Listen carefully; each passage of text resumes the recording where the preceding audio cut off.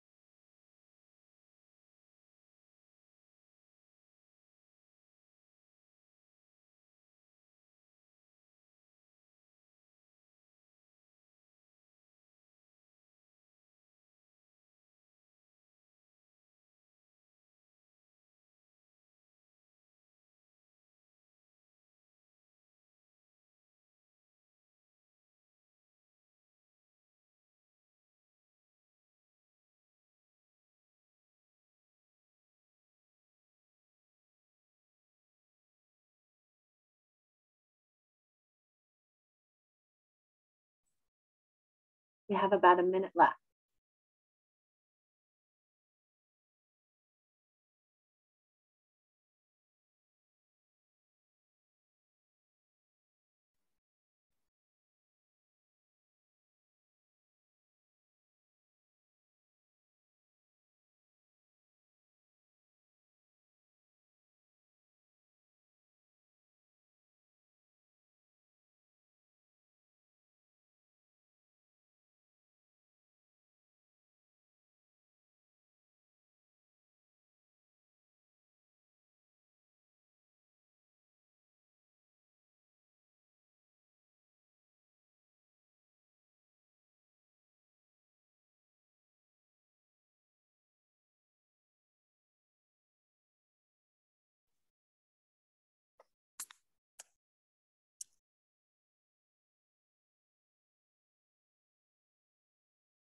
All right, everybody, your time is up. Try to finish up with that question you don't know the answer to, and then show back up in this space, please.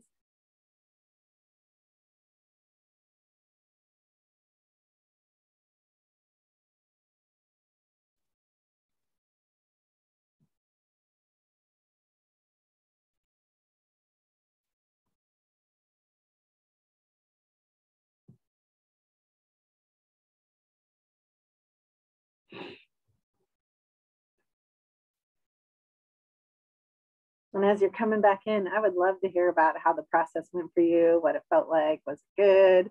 Was it difficult? How'd it go? And there's one of the cats.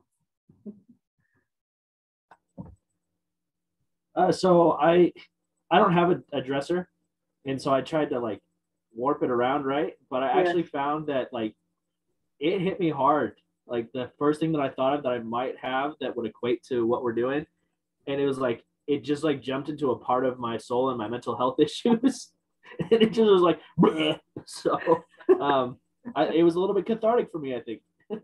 That's great. You know, sometimes when you're on these pressure writing things, your brain just pops out something you didn't know needed to get out, which is kind of great. You know, I mean, yeah, how cool is that? What about anybody else?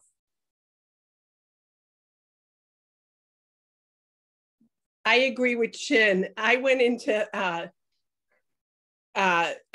my drawer and I found the scarves that were in my top drawer, and all these colors popped out at me. And I started talking about when I was taking care of my nephews when they were young, and then it got into teaching kids and how my moods changed with them. Wow, that's great. I can't wait to hear it. I hope you'll read it for us in a minute. Anybody else want to talk about your experience, or if you don't have to? I wrote a lot of I don't know what to write, but then the last minute of it, I was able to get a paragraph. So that's good. Fantastic. That's great. I mean, especially, it's actually when you do get something, that's a huge breakthrough. It's almost better than getting something right off the bat. So good for you. I hope you'll be willing to share it later. Anyone else care to share? I did a lot of like starting and stopping on my first sentence, and then it'd be like, nope, that's not what I want to say. Let's go this way. So I have like 4 first sentences and then almost a paragraph. Awesome. If you end up reading, I would love if you shared all those sentences so we could see your process. That'd be really cool. Because I always panic and try to keep my first sentence, and you can watch all my stuff more in my morning meditation groups, you know, like, you know, the first sentence will be awful and I'll be somewhere else entirely by the end of it. Yeah, I was gonna say, because like I have a couple that aren't even like complete sentences. Yeah, that's fantastic. So that's the fun part. Perfect. Destiny, do you have anything to say? I mean, I just started typing and let it go. So nice. I ended up with like 4 paragraphs. So. Yeah, that's the typing thing. I did forget one thing that I should have told all of you, and you can type if you want, but I have done the research about like creative in these moments, and handwriting does a really interesting thing by crossing your brain's hemispheres when you write. And so you end up engaging both sides of your brain, handwriting in a way that you don't when you're typing. So I researched it because I kept trying to tell my back when I taught Air Force Academy cadets. I was like, I want you to take your notes by hand. And they're like, you're crazy. I can't write as fast as I can type. And I was like, I know there's a reason for this. And I was like, I need to defend my argument. So I did. I found an expert study. I would have to go find it again, but I found a study that said that you actually retain information better and engage your creativity more if you're writing by hand. So don't feel like you, because I mean, I do a lot of my first writings by typing because it's, you know, just I'm saving time. And a lot of that has already been created in my head. So, I mean, take it for what it's worth, but I do recommend doing some handwriting when you're creating because it will engage more of your brain process. Does anybody want to read what you got? I'm happy to start. Dean, you'll go? Okay, yeah, great. I love your story about the Air Force Academy. It blows me away because my first semester of college, I still had to turn in all of my term papers and research papers handwritten in cursive. So it's weird to me to think that students these days are like, I don't know how to take notes. It's like learn shorthand. Anyway. Yeah, no, and they wanted to they were like, can I record class? And I was like, that's a bad idea. You're never going to listen to the whole thing again. Right. Strange how technology has changed things so quickly. Right. Okay, so the drawer creaks slightly and sticks. Another reminder of the projects I have failed to finish. I almost stop, overcome with the frustration of my inability to complete the honey-do list. As I shut the drawer, my eyes catch the fading gray corner of my first laptop. The thing is a brick. It still turns on, but is useful only as an expensive nightlight. I keep telling myself I love the keyboard and will use it again soon. Even as I hold the hefty weight in my hands, I know it's a lie. I keep it to hold on to the past, to a time where I felt like I was better, a time I wish I could hook and drag to the present. I want the times this computer represents, the strength, the times I was actually able to get things done, to come forth to now. I want it to make me the man I need to be for my wife and children. I wanted to transport the power to today and tomorrow. Instead, I put it back. I pulled the drawer all the way out and set it on the bed. I don't know where or how to begin fixing it, but if that old laptop can still turn on and light up a room, I can get my old bones and slow brain moving to make one part of my family's life easier. What an awesome twist at the end. Fantastic. This is how I clap because you can see it, you know, yay, because we usually don't have stuff going. That was fun. And what I loved about it is how you turn the drawer then into figurative language, right? It was a metaphor for what, or not the drawer, but the laptop, for what you could do, right? And as soon as you went fading gray corner of my laptop, I was like, we're going somewhere with this. And you did. What else did anybody else notice in his piece? In his free write. I shouldn't call it a piece. It's not that.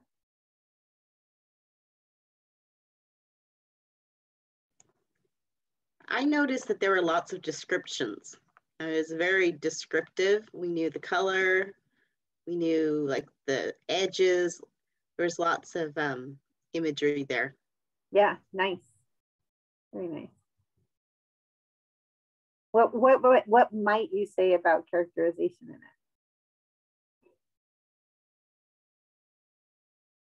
What do you know about the character Sheen in this story?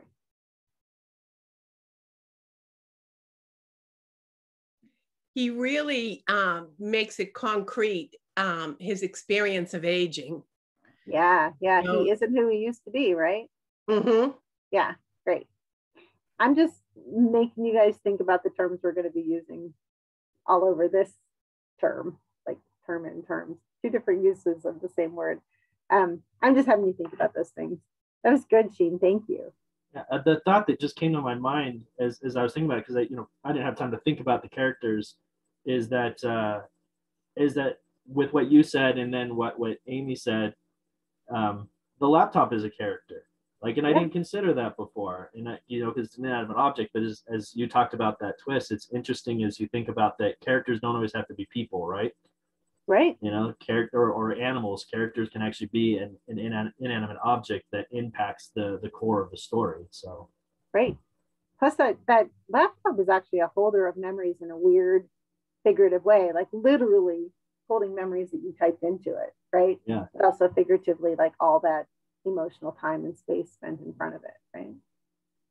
Yeah. Absolutely. And so then you know, these prompts are very autobiographical, but I should add that anytime you want to write about a character in one of your stories doing any of these things, that's also a great idea to do, you know, where you can inhabit their point of view. Or if you write it autobiographically, it doesn't mean you can't borrow pieces of that for a character, right? Because we all write what we know.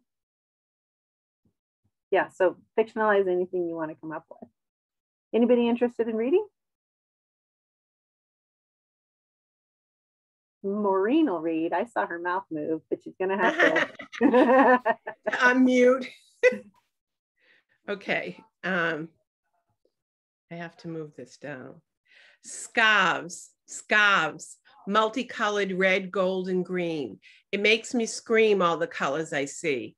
I feel that inside of me when I carry my brother's son into his swimming lessons. The screaming and the angst of young children is all I feel sometimes.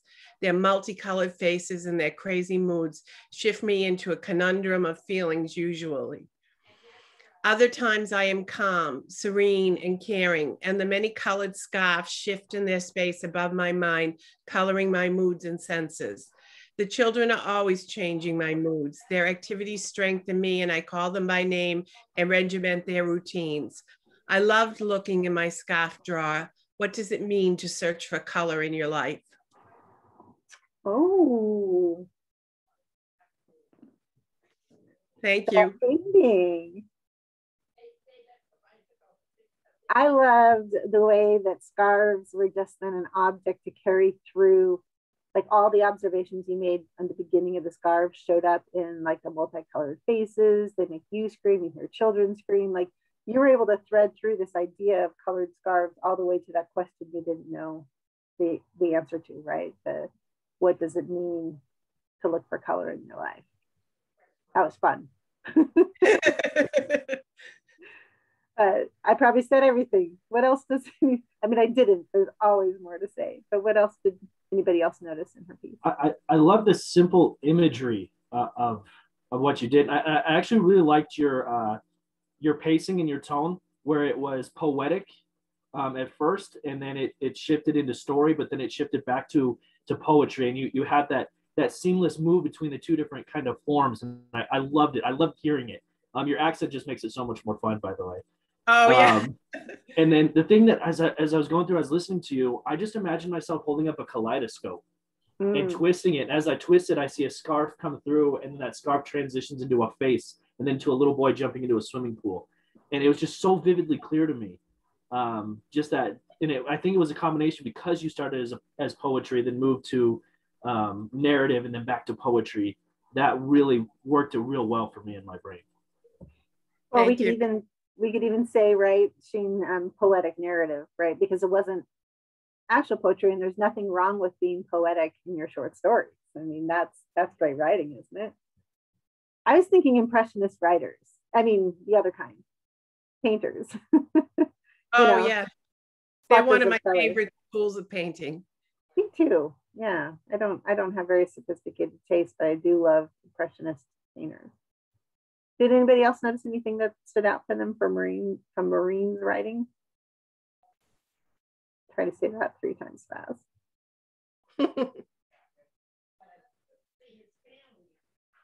Okay, well, that was fun. I really enjoyed it. Thank you for sharing that.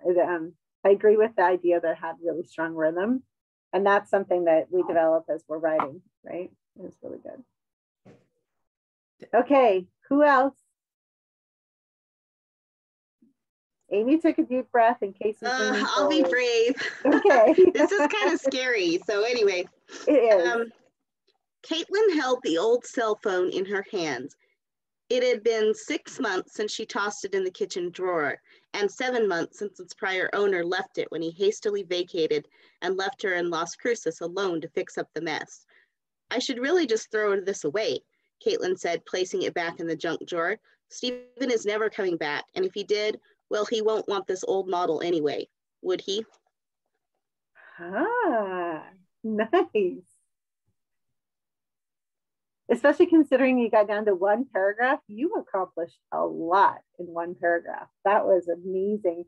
And I mean, you had me at Las Cruces, right? Because I've been there. Well, I left out the whole bunch of the stuff about I don't know what to write about. I don't know what to write about. I don't know what That's to write fine. about. That's fine. I was interested in Casey's stops and starts, but in your case, you know, you just had to get to where you wrote. I mean, you had this nice fictional character, and I at first was like, oh, is it a place that got vacated and she didn't know the previous owner, but she has a cell phone. But then she says Stephen. I'm like, she knows him, and he was probably with her, and the mess was probably more their relationship than just a vacated house or apartment or something, right? Yeah, there was so much going on there. What else did anybody else notice? Okay, I want to share the two parts that just brought this story to me. The first is when you said Las Cruces, New Mexico. That area of the Southwest is gorgeous, but it's desolate. And if you're not familiar with the area, you feel like you're in an area that's abandoned. And so it made me feel like, oh my gosh, this just throwing in that detail of Las Cruces made me think, oh my gosh, this woman feels abandoned. The second one is when you said he would not want this old model anyway. And that was great. She was not talking about the phone at all, right? She was 100% talking about herself, and that internal lack of self-worth that she is feeling really hit home to me. I mean, those two parts were just boom, just loved it. My eyes just went, wow, it was just great. And then would he though, right? Because yeah, would he? I mean, is there just a little hope that he would? What else?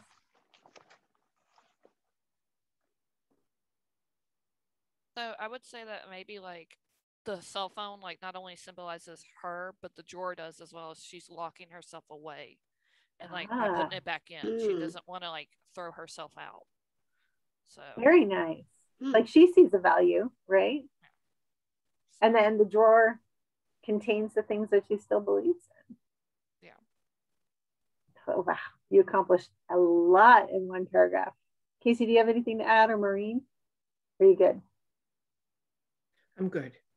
I think it was like just kind of an interesting thing because like with Maureen's story, it seemed like the drawer was really full with all these scarves. But then the only thing I really thought about with Amy's story was that cell phone in the drawer. And I'm thinking of like almost like a desk drawer that's empty with just like that one thing sitting in it. And there's like that void that's created by that one thing. So I really liked it. Yeah, and I really love, that's a great point to bring up, how absence, right? That to not fill a space with something is almost as important as what you fill spaces with. And showing us like absence and showing us that distance without, like, because it's always an interactive experience with your reader, and your reader is filling in as they go. And so like Casey was like, oh wow, like I can almost picture that cell phone sliding when she opens that drawer because it's the only thing in there. And letting your reader do their part to create the setting and to create the surroundings and a story is a really important part of what we do. That was awesome. Good point. Thank Casey. you. So I think Casey was almost going to go. Are you good to go? Great. I'll go. Okay. So I didn't get as much of the guilt part in it as I would have liked because she's still learning. All right. Looking at the bottle of was the first thing because I was thinking of like I keep a bottle of Tylenol in my top drawer, easily accessible. And then I thought about my sunglasses and I was like, well, driving down the road with my sunglasses on, I think about, and then I didn't know what I was thinking about. So, and then I started to write and I got a paragraph going, but I feel like in the middle it kind of transitioned. The sun beams in, heating up the car, making warming up the driver's face and arms. As she speeds down the road, a large pair of dark sunglasses block out the harshest of rays.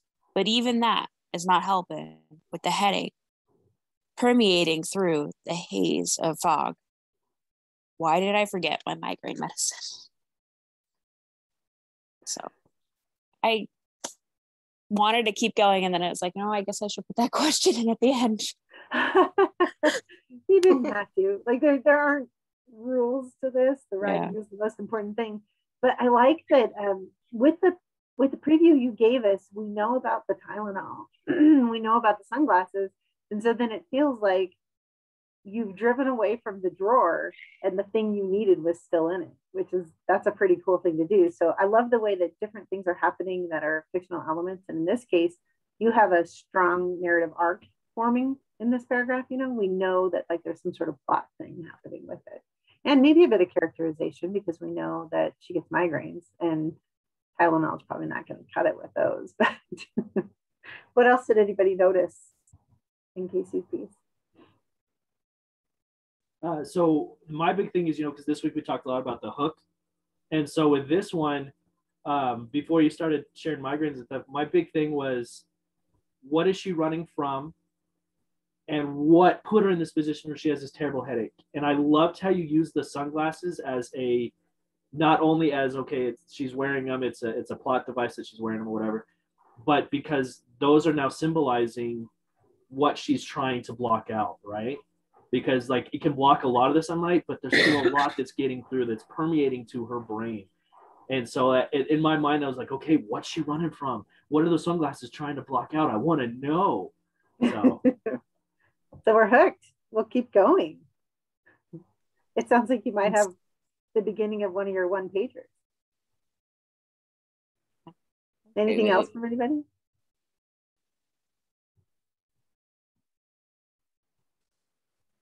I do love the idea that, because I was thinking they're polarized. That's what, when you say it only blocks out part of the sun, I feel like you could keep on playing with like, what spectrum does polarized block out?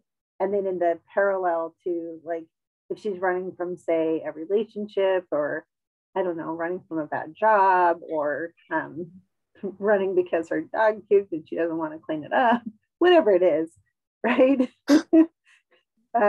You know, you can play with that because there's only certain parts that you can leave out, and some stuff will always make it through. And then if you want to have character growth across something like that, you know, what do you do then? There's, you know, like grief, right? I mean, grief, the worst grief never goes away, but you just find a place to put it within your life and learn to accommodate your life around it. And so it made me think of that really with being polarized. You know, you can block out even the memory of what caused the grief, but the grief will still be there if it was grief. I mean, whatever. We all have strong emotions that it could apply to. Destiny, how about you? Do you want to read? You don't have to. Yeah. Okay. So I have, her fingers shook as she reached for the doorknob. Opening the door, she was greeted to the darkness, dim light from the sunny outside barely escaping past the drapes. Closing the door, she took a few steps forward, breathing heavily. The house was overwhelmingly silent. The air was heavy with the musky stench of dust and debris. She shot a glance at the living room. The furniture was covered with thick white gray sheets, the gray showing the dust that had gathered. Gathering herself, she turned away from the living room and made her way down the hallway. The master bedroom was even darker. Here, no white sheets were covering the furniture, only darkness and dust. Indents on the fireplace where the dust was the lightest, showing where the photos used to be. She shot a gaze of longing and remembrance at the bed. How long ago was it that they had been there, enjoying a quiet morning? She felt the tears gathering in her eyes and their breathing hook. She was here for the drawer. Opening the top of the dresser, her fingers grazed across the dog tags. How was she supposed to bring them to the funeral after all that had happened? How was she supposed to go on? Oh my God. Wow. So I love that your brain took you all the way to how does she get to the drawer? That's really interesting.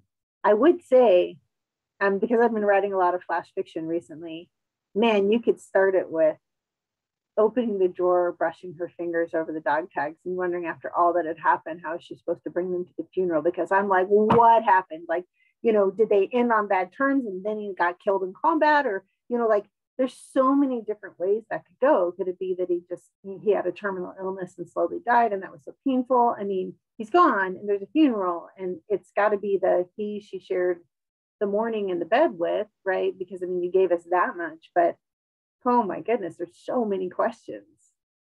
Who else? Who else wants to talk about what's there? Maureen, you're on mute though. I liked how she built up the setting to show the abandonment of the character, you know, the loss and then the grief coming in at the end when she runs her fingers over the dog tags. I thought that was beautifully done. I'm really curious about the layers of, like, the outside's really dusty. You have all these furniture covers, but there aren't any in the bedroom. And the most recent thing is she's taken down the photos, but then why doesn't she have the dog tags? Or somebody's taken the photos. And so, you know, what if, is this a mother maybe? And the girl left? I don't know. She wouldn't have been in the bed with him. But, you know, there's just so many questions. Anybody else have this much? When I was writing it, I was thinking about like a fire that had destroyed the bedroom, like partially, and like she's going back in and like somebody else has come in before her to take the photos down because she couldn't bring herself to do it. And then she forgot to tell them about the dog tags and she goes to get them herself. So interesting. Yeah. I was curious about the dust. I mean, when that first showed up, the dust on the sheets, that just brought up all kinds of questions for me. Who put the sheets on? Why were they dusty? How long it has been? And I really liked the ending because I wasn't expecting it to be dog tags. So I was like, oh. I really liked like just the way it was like we were walking through the house to get to that point. And I really liked that you used the white sheets because it kind of reminded me of like a horror movie almost, where they go into that old house and you don't know what you're gonna find in there. And I like that it didn't go the horror, you know, route where it was kind of a more sentimental piece than. But I always do like to see the white sheets used because it's almost like you're hiding something and protecting it at the same time, and all the like just the visuals that come with it. Yeah, I completely agree with Casey on that. That's the thing, and I really like that you added that color contrast, right? Where it was like you have the white sheets, but then you have the graying dust, and it just made it the whole thing more visually. And you know, for me, I don't know who the story is about, obviously, but I was thinking it was parents. And I thought back, you know, at the end, sitting in the happy mornings, you think about when I was a kid, and you'd get up and you go jump in mom and dad's bed or whatever, and you know, watch cartoons or something. And I didn't grow up with my father, and so it really hit home for me on like, you know, those times that I've missed out, and how when he's gone, am I going to be able to reconcile that time that I missed out? And so emotionally, I really think it was really powerful. And I completely agree with Maureen when she said you felt like you're walking through the house the whole time, because that was cool. I don't want to disagree with Dr. Max, but I think that build up to that moment where you reach in and find the dog tags, it just slaps you. And so I really like that move to that point. Yeah, and in fact, with that journey that you all like, the only thing that I would ask for then, if you were writing this as a short story, is to hook us harder in the beginning, like maybe a question, you know, Celia, because I just named her, doesn't know what she's going to find when she walks through the door, or whatever. I don't know. Like what emotions are going to hit her. Those are all bad. You'll hear me do this when I give you audio feedback. I'll be like, this thing, but I'm terrible out loud, so don't do that. I can never think off the top of my head. I have to write it down. But yeah, so, and especially the one thing that I would ask for more of is, you know, how did it smell or touch or taste? Sensory detail is going to be the most important thing that you're going to be focusing on, I think, in this, because most of us leave it out. And in fact, because of this class, I'm doing much better at putting it in like my own memoir and everything. And so I want to know more about, you said musty, so we had that. But then if it was a fire, things would really change when she got in that room, and you'd be able to drop us some clues without giving it away, you know, what that scent would be like. So, and, you know, were the dog tags cool under touch, or were they warm because it was a hot day, or I don't know. So a lot to think about. It was, a lot going on in all the best ways. with that writing. That was fun. So wow, you guys are knocking my socks off. I love that. You ready to do another? Should we maybe make it a little shorter amount of time for more pressure? I have a very different prompt this time. So what I want you to do is to be thinking about either something in your own life or something, I'm gonna do this, something in a story you're thinking about writing, because I want you to come up with your own scenario. So either have somebody, like think of an action that's happening. Are they walking down a sidewalk? Are they going through a door? Are they laying on the couch and watching TV? Are they riding horses? Are they swimming? You know, like think of an action. And then I'm going to give you a bunch of words that I want you to use during the writing prompt. And so have that person doing something and then launch off using these words. You have 5 minutes to use them all, so you got plenty of time. And in it, I also want you to emphasize sensory detail. So you're going to be, I'm going to pop these into the prompt and not start us quite yet. So the words are going to be bit, back, arch, steady, box, angle, sweet, rush, eternal, shut. And those are in the chat for you to look at. They don't have to be in that order. And basically, I want you to figure out how to throw all these words into a little narrative to get going. You don't see them? Let me try again. Oh, I never hit enter on the first one. Why do you guys must hate me? They were just sitting down there, not in there. Okay, so you see both the prompts now. And if you come back to the recording of this, you'll be able to see them as well. Okay, so because it's 10:05, I'm going to give you 5 minutes to work on this. Don't hate me, but it's just what we have to do. And get ready, get set, right?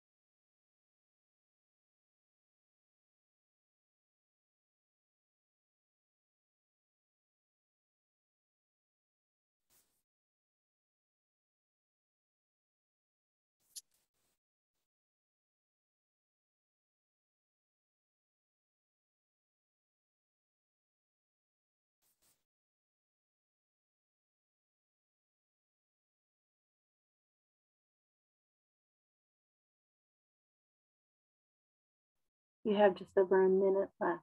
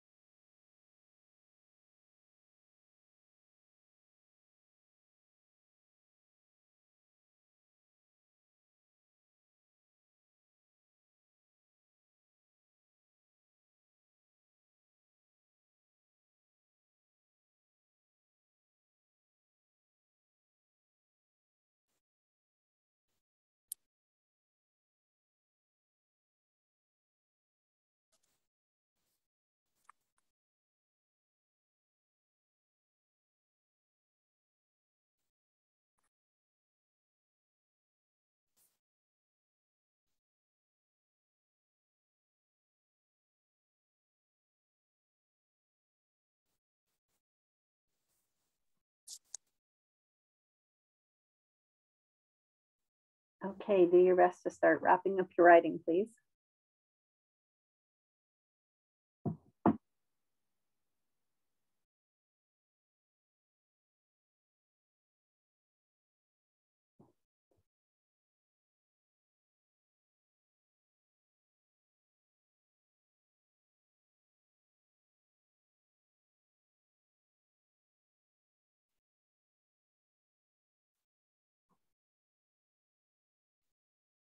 All right, as everybody's finishing up, those of you who are back, how did it go? It's different, right?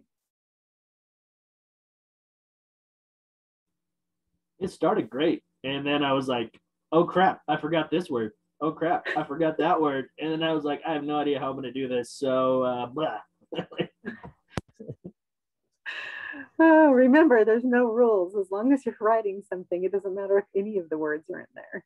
Like, this is the one little detail. Like, so there's so many rules in this new writing. When we do this creative writing, I just want you to be inspired to write. Break every rule and feel good about doing it if you need to, as long as something's coming out. I started struggling because I made my topic about writing. Oh, no. And then I moved it into a scene in school, you know, of kids taking tests and writing, you know. Yeah. It was the writing threw me off about where to go with a theme, you know. Yeah. I'm going to do, the next time we meet, I do this different thing where I throw words at you during the prompt. So I stay in, and as you're writing, I throw a word at you. And that's way more fun than this, I think. But I like to start with this one because your brain tries to make a big picture and create something out of it. And the next one, you have to respond when you get a word. So, but it'll be really fun. I hope you all can make the next one because it's going to be great. So, did everybody end up writing? Like, did that happen? Did those like seeing nodding? That's great. And I'd love to hear what you wrote. So does somebody, we'll go with somebody different first this time. Destiny's got her finger up. Okay, so the wind was hot on his bare back. His figure was arched over the lawnmower and at an awkward angle. The damn thing was always breaking.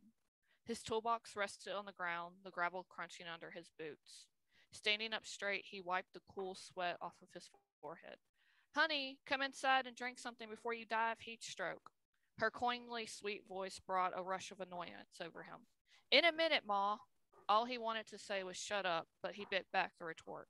When she said that eternally ignorant phrase, you were steadily stubborn like that damn father of yours, he slammed the tools on the ground as he stormed inside to please the damn woman.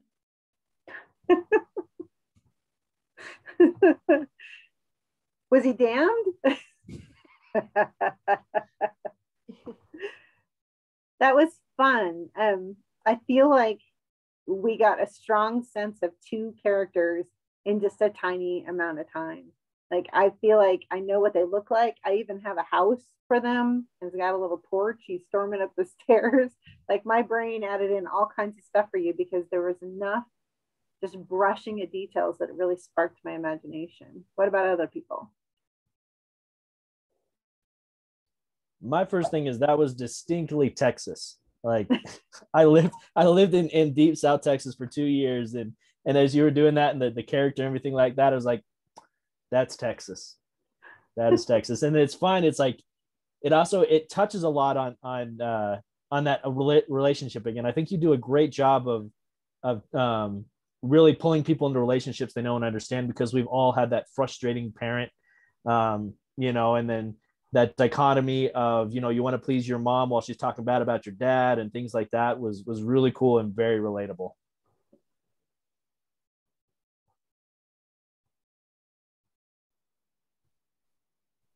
I thought I saw Amy just unmute. You're not obligated to say anything. No, like, I did. I was very impressed with the dialogue. It really added to the characterization. I had an image pop into my head of what the parent looked like, what the kid looked like. The dialogue really told me a lot about the characters. Yeah, and I think writing dialogue in this short amount of time is a brave thing to do, and you did it pretty well. Anything else? Okay, we'll go on to the next one. Thanks, Destiny. That was really vivid.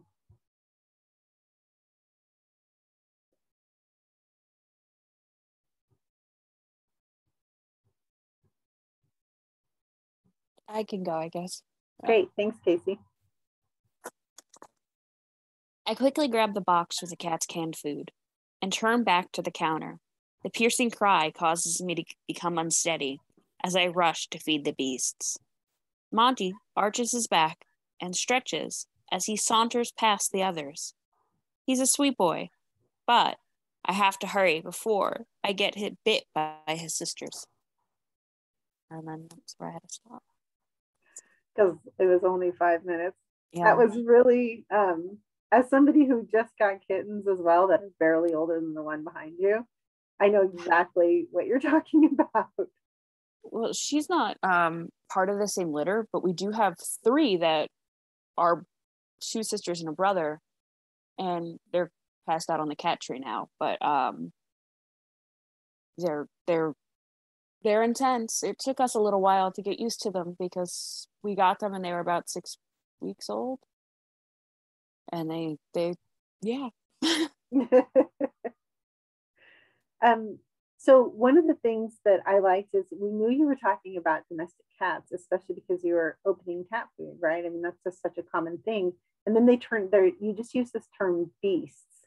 And we're like, okay, but these are not your placid, sleeping in sunshine, ordinary cat, right? And then you move us to where you're going to get bit if you don't do it faster, which, you know, it seems unfair that they're so good at training us, right? Especially at that age, I wasn't expecting it. Right. What were little pieces that would have stood out to the rest of you? Well, I agree. Go for it, Maureen. I agree with you, Max. The beast jumped right out at me. And when she used the word bit at the end, I thought that was a perfect ending because it just tied all those words together. And I also love cat stories. Nice. Good. I'm really impressed by how quickly and effectively you develop that characterization. Like in so few words, I know the relationship, I know a little bit of the personality and the idiosyncrasies of these characters, and it was just like so fast, and I didn't have to worry about trying to figure things out. Yeah, that's an excellent point. Yeah. Good. You all are getting a lot done in a very short period of time. Well done. Who wants to go next? I'll go. Okay. It was a little bit of a writing sample, but I could see the angle she was pursuing in the piece. The steady flow of words tied together to create the arc. The girl was sweet who tried so hard to write under pressure from the test. And when she put it into the finishing box, I could see her eternal sweat on her brow. The rush to the door and then her exit made me push back the box and shut the file on this term of grading test.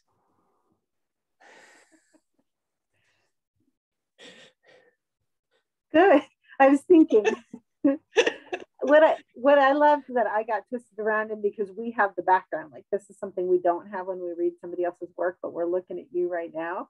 is that's like, oh, like the sweet girl is you, but the teacher is you too. Like I could see where you were putting these characterizations in, where you were being pressured to write, and then you're talking about how you, like the teacher character almost feels sorry for the girl because it was so hard for her, and she's just like, I can't even look at this right now because I have sympathy for her. Did I come close? Yes, you did. That's great. Okay, what stood out for other people? Really... For me, oh, go for it, Casey. No, you go ahead. Okay, for me it was again, just like with Casey's, but it was the immediate plot and setting. You so simply gave us a plot that was easy to follow, easy to relate to, and then the setting without describing the setting. I knew exactly where I was. I knew exactly what was going on, and your ability to just grab those two key parts of writing and throw them in so quickly. Again, it made it effortless to engage in your story, just like with Casey's. That was just great. Thank you. I know Casey wants to say something really briefly. Will you all indulge me quickly in just a few seconds of exercise? We may go over a couple minutes, but what did that room look like to you? Like, what desk was the kid sitting at? What color was the room?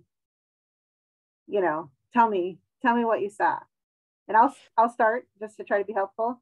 I had grays in mind, maybe some blues, sitting at one of those desks with a thing that, you know, is connected, and then she's writing by hand. It was cold because it's always cold when you're taking some kind of writing test. And I pictured the teacher at a wooden desk that there was like an inbox that she could just throw things in.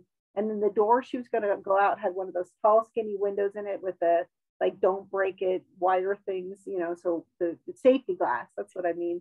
And she headed out onto like a shiny linoleum, dark brown hallway floor with walkers out there. That's what I saw. What did you guys see? I saw like the same type desk you saw, but I saw white walls, because that's always been like, with testing, it's always got to be like such a sterile environment, and it's always so uncomfortable, and I really don't like white walls. And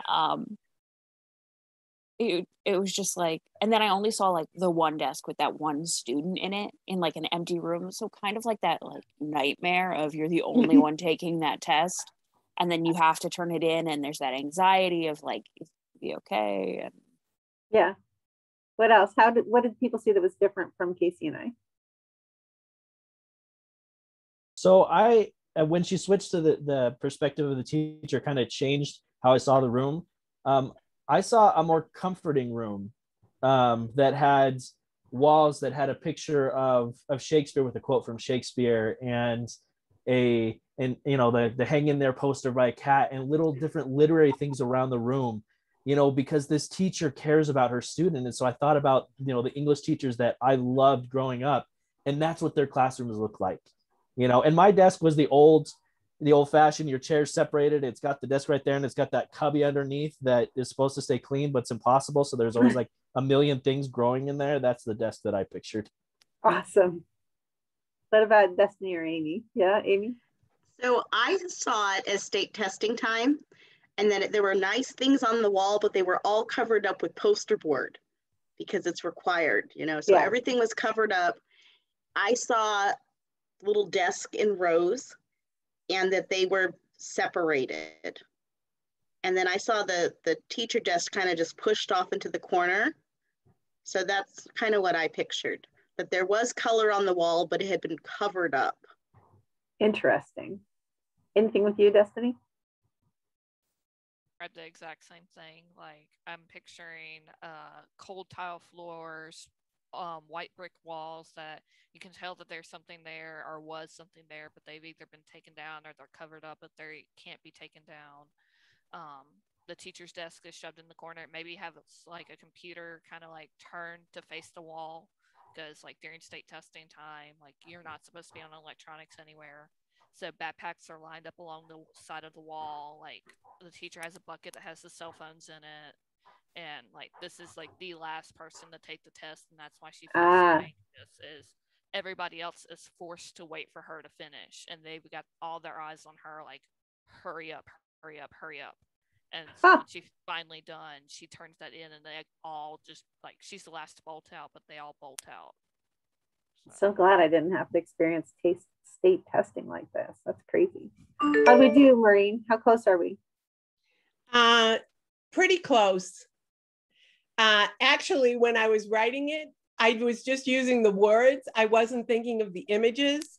And then it evolved into the sweet girl. And that's where it's kind of took off into the testing. Yeah.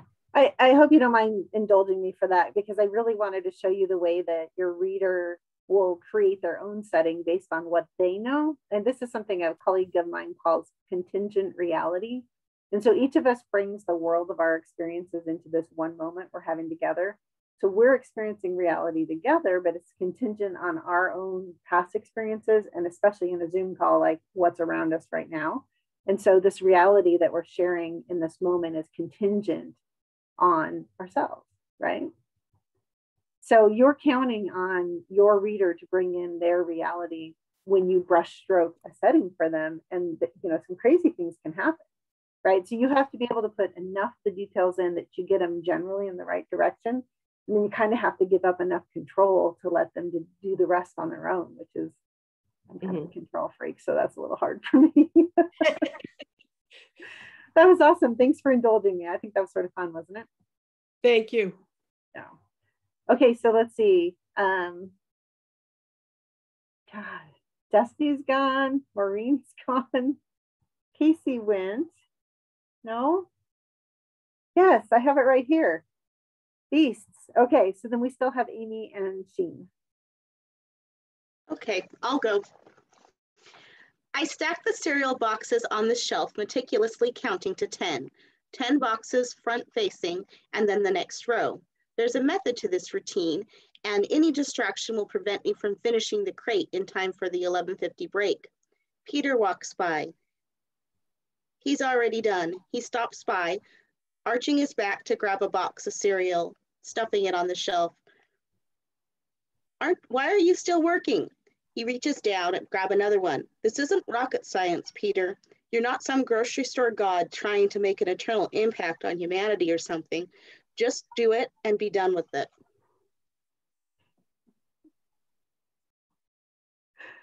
Oh, the OCD shelf stalker at a grocery store. Am I right? Kind of.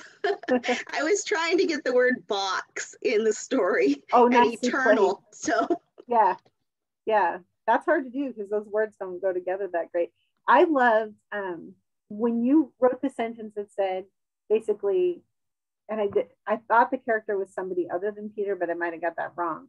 But when you wrote the sentence that said it could get done if there wasn't any distraction, I'm like, cue distraction. And sure enough, here comes a distraction. That was nicely done.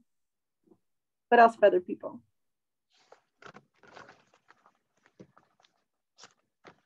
I'm in on the again the characterization that you did. That simple dialogue at the end really showed the difference between the two guys, and it showed us a little bit of their relationship, which I think was really cool to be able to get that in there, that there is a relationship and there is a difference between these two different characters. Nice. Who else?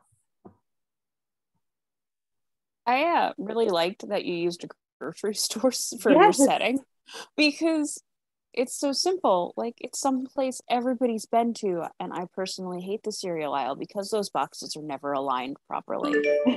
And as somebody who worked retail for like the summers during college, especially when they put in the grocery section in the Target I worked in, it had to look good. And that was one of those things, like most stores are very big on that too. And it's like, you want to do a good job because you don't want to have to do it again. And then here comes this guy who's just like, why is it taking so long? This doesn't have to be this, and all I can think is, you're the reason that we would have to do it again. So I really agree with this setting. Like, there aren't enough stocking grocery store shelf stories in the world. There really aren't, because it's it's constant. The shelves are continually being restocked. They're continually being messed up. because somebody's like, oh, do I want Cheerios? No, I don't. And then all the boxes are like this. And I agree with Sheen on the characterization. The other person showed up because he wants to take a break with his friend, right? And so we know he's there for like really good reasons, and he's messing everything up. It's really quite great. Anything else? The thing about grocery stores, and this applies actually to the setting that Destiny had in the first time, is there are some sort of stereotype settings that we can do. When you say cereal aisle grocery store, boom, we're in whichever one we normally shop in, right? Or one that stands out in our memory. For Destiny, she was playing with that stereotype because it could have been a horror story and it didn't end up being one. So this is all that stuff in 510 when you're trying to think about sort of the aspects of genre, and you can play with those aspects of it. For grocery stores, you just get a ready set setting. And for Destiny's, she got a chance to fool us in the best ways. Like, I don't feel tricked into thinking, oh, you know, are we getting to see ghosts? And yeah, metaphorically, we kind of do, but not a true horror story. So a really great setting for that. Okay, so we have Sheen left. He pulled his arm back, the arch of his spine groaning with the kinetic force building in his tense muscles. The world dropped into slow motion. Charlie could feel the rush of adrenaline surging through his nerves. His nose picked up the sweet smell of sweat. He didn't know if it was his or the opponent facing him. He bit his lip, the slight taste of blood mixing with the anticipation of the coming blow. The taste steadied his vision, forcing his nearly shut eyes to pop open. He adjusted the angle of his gloved fist, aiming for the box created by the man's eyes and the corners of his mouth. The eternal victory coming his way made the effort worth it, made the creaking back and bleeding lip feel euphoric. Oh, I love that ending. Nice. Flipping pain into euphoria, which is, you know, entirely possible, right? I mean, the two can be mixed up a lot. And what I especially loved is that you held off letting us know what sport it was. He draws his hand back and he's arching, and I'm like, is he throwing a baseball? What's going on here? And then you let us know, but not in any huge reveal way. And as you let us know, so that tension is gone, you moved into the next tension of, is he about to pound this guy in a box of a face, which was a really unique way to use box. I feel like you gave us a sense of this guy being an old boxer, you know, because we have the characterization of how he's feeling, but also a really seasoned one. He knew exactly what he was doing, I thought, anyway. Other people? So I thought about, like, obviously Rocky and like the Cinderella Man for some reason. Like, those were like the two, like, once he like kind of made it like out of a great reveal that it was boxing, like those were the first two people I thought of were for this character and like this opponent. So like, yeah.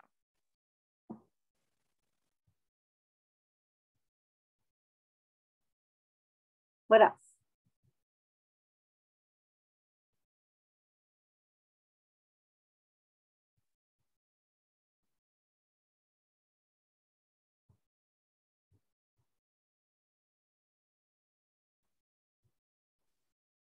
I just genuinely, with both of your stories, really like your word choice.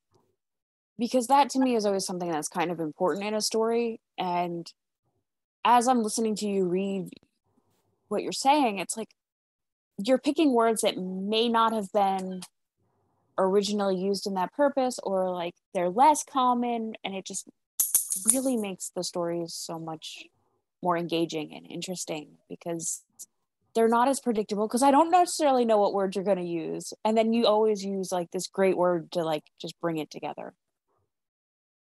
Yeah, excellent. I agree. His diction's really good. Awesome. So yeah, that was a fantastic story. And there was a couple of notes I took down here so they don't, well, ooh, look, that's hilarious. Anyway, they don't apply to anybody in particular, but each of you made me think of a couple things. So be watching things like adverbs. Usually, I mean, of course you can have an adverb in there if it's absolutely necessary, but a lot of times an adverb is going to show you a verb that just needs to be more powerful. You probably just have the wrong verb in there. So watch out for those. And one of the sensory things that, so I worked with David Gates for a term at Bennington writing seminars, and he was ruthless on this. And he had a shortlisted Pulitzer Prize novel in 1994. Like he knows what he's talking about. But I was not allowed to have tears come out of eyes. I couldn't have smells and noses. He's like, where else would tears be? And where else would smells be?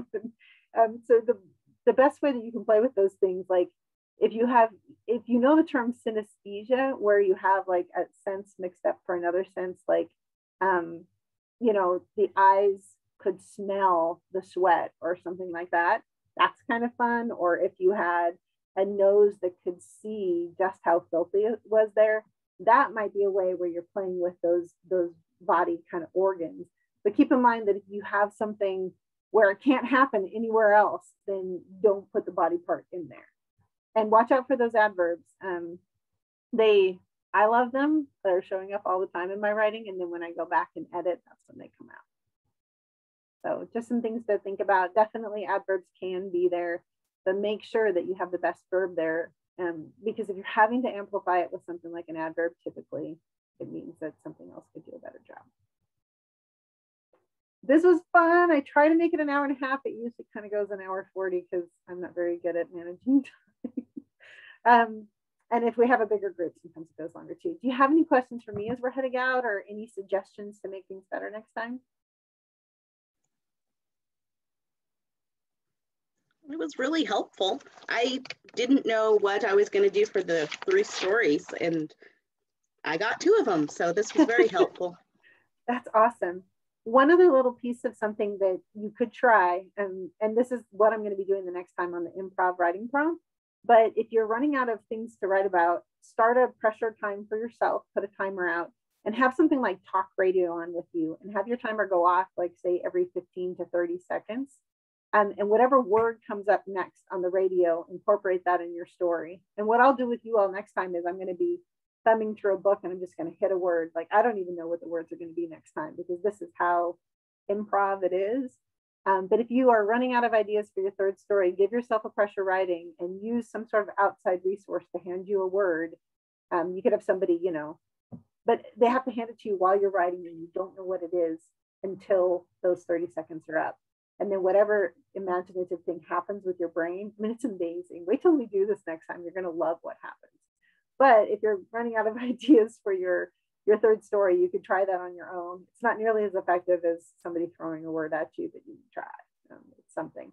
I do highly recommend, if you're having trouble writing, even after you have your stories together and you're working on a section or something, give yourself that pressure time. You know, give yourself the 5 minutes and tell yourself you're not allowed to lift up your pen or not allowed to stop typing until the 5 minutes are up, and you'll be surprised what happens.